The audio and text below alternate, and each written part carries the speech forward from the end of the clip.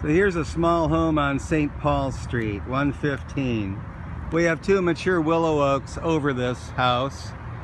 Recently this tree was lion-tailed. You can tell by the amount of sprouting that is coming out where the cuts were made. That tree was lion-tailed even worse. The cutting occurred way below the communications wires, which are not Duke Energy scope. There is a 6-inch wound that is coming right at us, meaning this limb grew down and away from the wires, but still it was cut. The effect is to weaken this entire limb and increase the risk it's going to fall on the people in this house. Tree number 2, same thing. Huge cuts in the middle of the tree are rotting the trunk.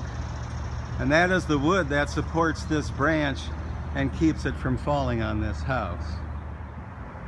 At 113, we also have two willow oaks, and they've been excessively pruned.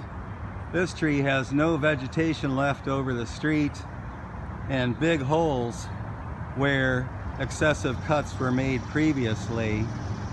So every year this tree loses support by the loss of wood to decay, and every year the load on this tree gets heavier toward the house, increasing the risk. The second tree, same syndrome, lower limbs stripped off, some large cuts made. Here the central stem was cut back so bad that it died. You can see there's a squirrel nest or something in there, but that will result in a hollow trunk.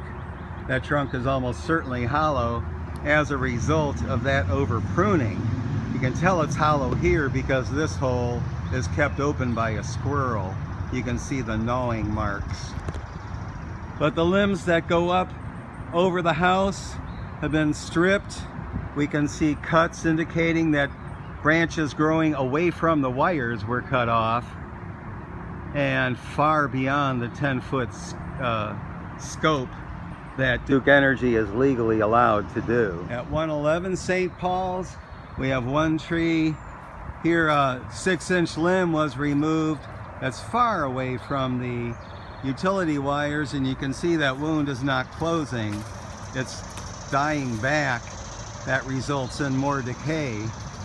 Up above we have a lot of sprouting where big cuts were made far beyond 10 feet from the wires. I see big wounds on branches 4-inch diameter that were growing away from the wires but still stripped. It's another example of the dangers of lion tailing. Very little left over the street, so the tree becomes very imbalanced, risking the safety of these residents. 109 St. Paul's, we have a 12-inch wound of a living branch that was cut off. We have lion-tailed limbs that extend over the house. This lion tailing was done far beyond the 10-foot scope or even a 15-foot scope, should they choose to claim that. And the tree behind there at 111, same thing. That limb growing up is totally stripped for the first 3/4 of its length.